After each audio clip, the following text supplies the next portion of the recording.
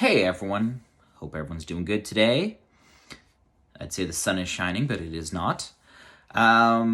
Today I'm going to be talking about mints, so coin mints. One of my friends asked about them, so big shout out to Sylvia. Thank you for the suggestion there. Mints, what are they? Why do we have them? How do they work? I'm going to try and give you as much information as I can in the basic most form. So what is a mint? Basically, a mint is a place where they strike coins. And now in the modern world, a number of other things. I will get into that a little bit later. I'm Canadian, so in Canada we have the Royal Canadian Mint. Obviously in places like Britain they have the Royal Mint. The US also has their own mint. Most countries now have their own mints. In Canada we have two. One in Winnipeg and one in Ottawa. The one in Ottawa does commemorative coins. The one in Winnipeg does circulation coins. So the coins that are in your change. Now, the US has a whole bunch. Britain used to have a whole bunch. Some countries have more than one. Russia, for example, has two. And each mint actually does carry its own mint mark, which I will show you a bit later. How are mints organized? Now, I can say this for Canada. It's actually a crown corporation, so it is a for-profit corporation. They have a CEO. They do try and make money, both in the literal and figurative sense. So what that means is a lot of what they will do will be business-based, not necessarily based on government policy, which is an interesting little problem to have. Now, why are mint marks a thing?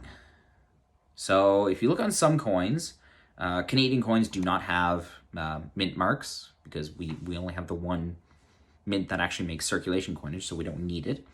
The US does have mint marks if you look closely.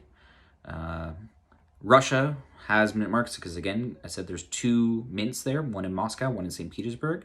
Check out the one in St. Petersburg. It is in the Peter and Paul Fortress.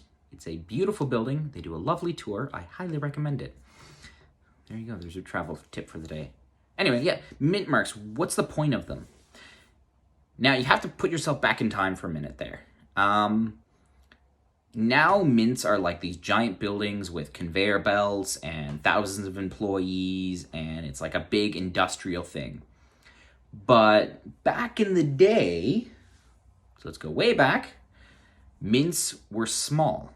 Sometimes it would only be a couple people. What that meant was the mint mark was a way of proving the quality. So your magistrate in Athens, who was in charge of minting coins, he'd stamp it with basically his symbol, and then that coin would go out. Well, remember, coins in the ancient world were based very much on things like weight, quality.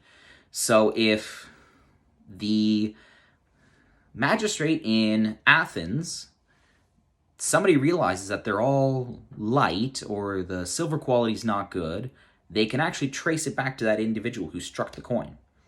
Because remember, you had to strike coins individually. It's not like now where it's like a massive machine. I'll show you some examples of the minting process now. It's literally a hammer with your die for the reverse and the obverse, and you next, and just boom, boom, boom, boom, boom. Also, we've got like an example of what a die would have looked like. Give me a second here to pull it up. There we go. So it looks like this. This is a Sasanian one, so modern Iran and Iraq. This one's in the Bode Museum and was found in Mosul. So it's literally like you use it with a hammer and bang, move it on, bang, and keep going. So literally, you had your mint mark so that, for example, this Sasanian one, if it's from Bishapur, for example, and they see that the coins from Bishapur, the quality's wrong, they can actually go and find the guy who's doing the hammering and say, what the heck's going on here? Because there were such things as illegal mints back then. Remember, if it's just you don't need a big, massive contraption to mint coins. You basically just need the metal and, a hammer and the die. So you actually did have illegal mints, and when we look at, say, the Arab Sasanian period, we actually do find some of them circulating, where somebody obviously took the stuff, started making their own coins. But there's some impurities and there's some things that are off, so we know that something's fishy. Now, during the Roman period, they started to make it more industrialized, so coins from Constantinople were stamped with Constantinople, ones from Antioch with Antioch, Alexandria, etc. That started to form a more sophisticated system.